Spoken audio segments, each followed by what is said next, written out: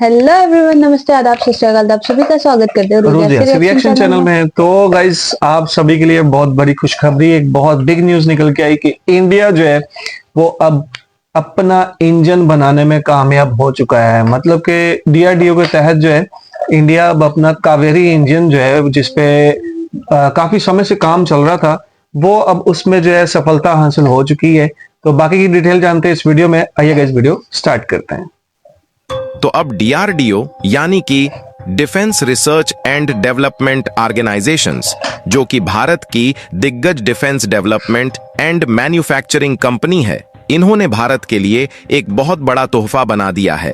दरअसल तोहफा तो डीआरडीओ ने पहले ही बनाया था, लेकिन जरूरत थी उस तोहफे में कस्टमाइजेशन करने की। हम बात कर रहे हैं फाइटर जेट और एयरक्राफ्ट में लगने वाले कावेरी इंजन की। असल में अभी तक हुआ यह था कि जो कावेरी इंजन फ्लाइट में लगाने के लिए डीआरडीओ ने डेवलप किया था, वह स्टेबल नहीं था और एफिशिएंसी अच्छी नहीं दे रहा था। इसलिए डीआरडीओ इसी काम में काफी ज्यादा मेहनत कर रही थी।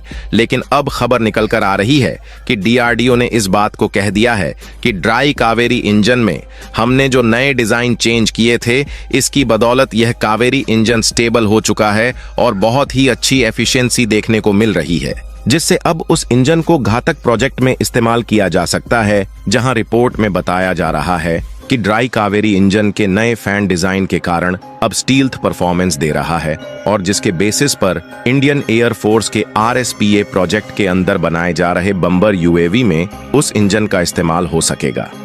यानी कि उन देशों के गाल पर यह तमाचा है जो देश अभी तक भारत के पास इंजन टेक्नोलॉजी न होने का फायदा उठाते आ रहे थे। पूरी डेवलपमेंट क्या है इस वीडियो में समझते हैं, लेकिन आगे बढ़ने से पहले इस वीडियो को एक लाइक करके चैनल को सब्सक्राइब जरूर कर लीजिए, क्योंकि यह आपके लिए तो 1 सेकंड का काम है, लेकिन इससे हमारी काफी बड़ी मदद होती है। दरअसल देखा जाए तो भारत डिफेंस सेक्टर से लेकर इंडस्ट्रियल सेक्टर में अब नई बुलंदियां हासिल कर रहा है। लेकिन जब बात डिफेंस सेक्टर में एयरफोर्स को लेकर खड़ी होती है, तो भारत यहां पर कहीं ना कहीं पीछे होता जा रहा है।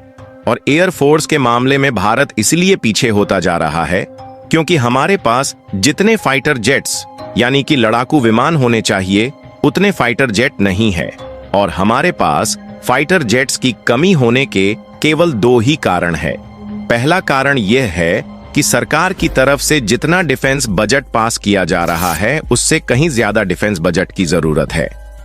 और दूसरा कारण यह है कि फाइटर जेट्स में लगने वाले सभी पुर्जे के मामले में तो आत्मनिर्भर हम हो गए हैं, लेकिन इसमें लगने वाले इंजन के मामले में अभी तक नहीं हो पाए हैं। फिलहाल अगर डिफेंस बजट की बात करें तो जहां अमेरिका ने साल 2024-25 के लिए $877 बिलियन का डिफेंस बजट बनाया है और चीन ने अपनी मिलिट्री के लिए $203 बिलियन का बजट बनाया है, वहीं भारत ने साल 2024-25 के लिए सिर्फ $72 अरब का बजट बनाया है, जो कि अमेरिका और चीन की तुलना में काफी कम है। इसीलिए जहां देखो चारों तरफ यही कहा जा रहा है कि भारत को अपना डिफेंस बजट बढ़ाकर इस समय कम से कम $100 बिलियन करने की जरूरत है, क्योंकि भारत दुनिया का सबसे बड़ा डेमोक्रेटिक कंट्री है और वह भी भारत के बगल में चीन और पाकिस्तान जैसे दुश्मन देश है, जहां बांग्लादेश एक नया दुश्मन बनकर खड़ा ही हो चुका है। फिलहाल हर साल भारत का डिफेंस बजट लगभग $65 बिलियन के आसपास ही होता था, लेकिन इस बार 72 बिलियन किया गया, यानी कि लगभग 13% बढ़ाया गया है, जिसमें पुराने हथियारों की रिपेयरिंग और आधुनिकीकरण के साथ साथ सेना को पेंशन देना और डीआरडीओ जैसी संस्था को तेजी के साथ आगे बढ़ाने के लिए बजट को बढ़ाया गया है। हालांकि इस बजट को तो जैसे तैसे करके हम बढ़ा देंगे, लेकिन इसके अलावा हमारे लिए जो सबसे बड़ी समस्या है वह है कुछ तकनीक मामले में विदेशों पर निर्भरता, क्योंकि इंजन के मामले में अमेरिकी कंपनी पर निर्भरता होने के कारण ही अभी तक हमारा तेजस फाइटर जेट नहीं बन पाया।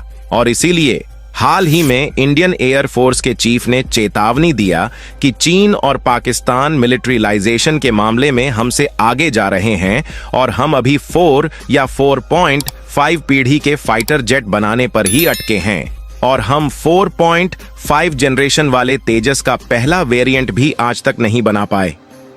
आज के समय हमारी भारतीय वायुसेना को 42 स्क्वाड्रन की जरूरत है, लेकिन इस समय 31 स्क्वाड्रन ही एक्टिव है। एक स्क्वाड्रन में 16 से 18 लड़ाकू विमान होते हैं।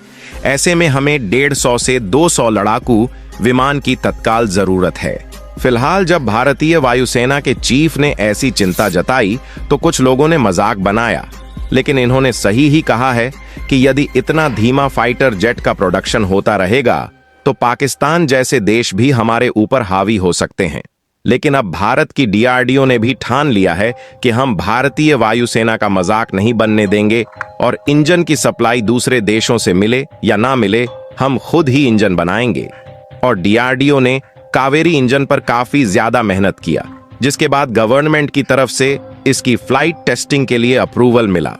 उसके बाद कई लेवल पर और अलग अलग ऊंचाइयों पर अलग अलग तरीके से कावेरी इंजन की टेस्टिंग की गई। यहां तक कि इस कावेरी इंजन को रूस भेजा गया और रूस के जाने माने विमान में इसकी फ्लाइट टेस्टिंग की गई और टेस्टिंग अभी भी की जा रही है, जो कि लगभग 1 महीने तक चलेगी। लेकिन इसी बीच डीआरडीओ इस इंजन को स्टील्थ और स्टेबल बनाने पर काम कर रही थी, क्योंकि इसमें कुछ कमियां रह गई थीं। और हाल ही में खबर निकलकर आ रही है कि डीआरडीओ ने बताया है कि कावेरी इंजन को स्टेल्थ बनाने के मामले में एक बहुत बड़ी सफलता मिल गई है, क्योंकि इस इंजन में नया डिजाइन चेंज किया गया था, जिसकी बदौलत इस इंजन की एफिशिएंसी काफी अच्छी देखने को मिल रही है और यह पूरी तरीके से स्टेबल हो गया है।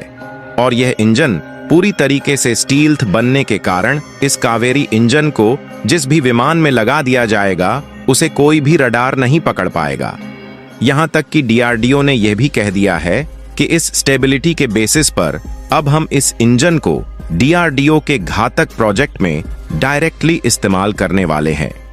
दरअसल घातक प्रोजेक्ट के अंतर्गत भारत अपनी वायुसेना की क्षमता को बढ़ा रहा है और अपनी मिलिट्री तकनीक को बढ़ाने का उद्देश्य लिया है, जिसमें हमारा उद्देश्य है कि मिसाइल से लेकर फाइटर जेट और जितने भी यानी कि अनमैन्ड एरियल व्हीकल होंगे वह सभी स्टेल्थ होंगे। इसी में भारत 13 टन वाला RSPA यानी कि rapid strike precision attack bomber UAV बनाने पर काम कर रहा था। डीआरडीओ ने टारगेट लिया था कि इस UAV में हम खुद के इंजन को लगाएंगे और फिलहाल के समय में जिस तरीके से कावेरी इंजन ने परफॉर्मेंस देना शुरू कर दिया है, वह समय आ गया है जब इस UAV में हमारा खुद का कावेरी इंजन लगेगा। इस UAV का उपयोग बम बरसाने में किया जाता है। उदाहरण के लिए अगर हमें दुश्मन के रणनीतिक ठिकानों जैसे पुल, गोदाम, एयरबेस और रडार स्टेशनों को नष्ट करना है तो खासकर इसका इस्तेमाल किया जा सकता है, क्योंकि यह बॉम्बर लंबी दूरी तक सटीक बमबारी करने की क्षमता रखता है। इसमें हैवी लोड उठाने की शक्ति है, जिससे बड़े पैमाने पर बमबारी आसान है। और यह बॉम्बर स्पेशल ऑपरेशंस में सटीक और तेज हमला करने के मामले में एकदम आगे रहने वाला है, जिसमें न सिर्फ यह स्वदेशी तकनीक पर पूरी तरीके से रहेगा, बल्कि यह AI तकनीक से भी लैस रहेगा। और इतना ही नहीं, बल्कि एमका प्रोजेक्ट के अंतर्गत तेजस में लगने वाले इंजन को कावेरी 2.0 के तहत डीआरडीओ की लेबोरेटरी GTRE 98 किलो न्यूटन का इंजन बनाने पर इसके बाद काम करने जा रही है।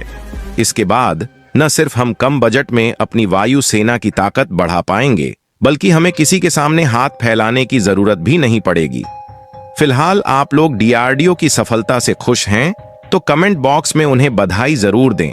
जी तो गाइज ये थी हमारी आज की वीडियो, जिसमें जो है एक बहुत बड़ी खुशखबरी और एक बहुत बड़ी कामयाबी इंडिया को मिल चुकी है, जिससे जो है इंडिया अपनी हवाई सेना को जो है ना अब कम बजट में बहुत ज्यादा जो है स्ट्रांग बनाने जा रही है।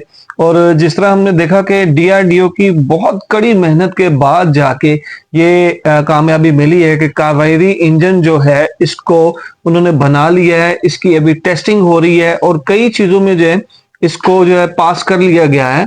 और अब जो है इस इंजन के वजह से जिन लोगों से इंडिया इंजन अपना खरीदता था, लेता था, उनके मुंह पे एक वाकई तमाचे वाली बात हो गई कि इस कावेरी इंजन के बन जाने के बाद इंडिया जो है वो अब खुद के, जिस तरह भी पाकिस्तान जो है वो अपने खुद के एयरक्राफ्ट फाइटर जेट जो वो बनाता है, चाइना भी खुद के बनाता है, अमेरिका भी खुद के बनाता है, वो किसी से लेते नहीं है। इसी तरह इंडिया भी अब अपने खुद के एयरक्राफ्ट जो फाइटर जेट है वो बनाने जा रहा है इस इंजन की बदौलत से, क्योंकि इंडिया जो है वो बड़ी देर से, हाँ, हम देख रहे थे कि इंडिया लगा हुआ था इस जद्दोजहद में कि अब अपना फाइटर जेट बनाए और अपने इंजन उसमें लगाएं। अब इस इंजन के बदौलत जो है इंडिया जो है अपने फाइटर जेट में, ड्रोन में, और जिस तरह कि हमने देखा कि अब बॉम्बर में ये इस तरह के इंजन जो है वो इस्तेमाल करेगा और अपनी हवाई सेना को बहुत ज्यादा स्ट्रॉन्ग करेगा। तो गाइस ये थी हमारी आज की वीडियो। उम्मीद करता हूं आपको पसंद आएगी। वीडियो पसंद आए तो वीडियो को लाइक, शेयर और चैनल को जरूर सब्सक्राइब कीजिएगा। नए आने वाले दोस्तों से रिक्वेस्ट है कि चैनल पे आए तो विजिट करें, तो आप चैनल को जरूर सब्सक्राइब कीजिएगा गाइस। बहुत सारे दोस्त आते हैं, वीडियो देखते हैं, लाइक करते हैं, कमेंट करते हैं, लेकिन चैनल सब्सक्राइब नहीं करते। तो गाइस हम आप ही के लिए मेहनत कर रहे हैं, आप हमें जो है सब्सक्राइब करेंगे तो हम जो मोटिवेट होंगे। जाहिर सी बात है कि जब आप सब्सक्राइब करेंगे, हमें कामयाब करेंगे, हमारी हेल्प होगी, ये भी बहुत बड़ी बात है। तो गाइस ये थी हमारी आज की वीडियो, तो मिलते हैं अपनी नेक्स्ट वीडियो में, तब तक के लिए अल्लाह हाफिज।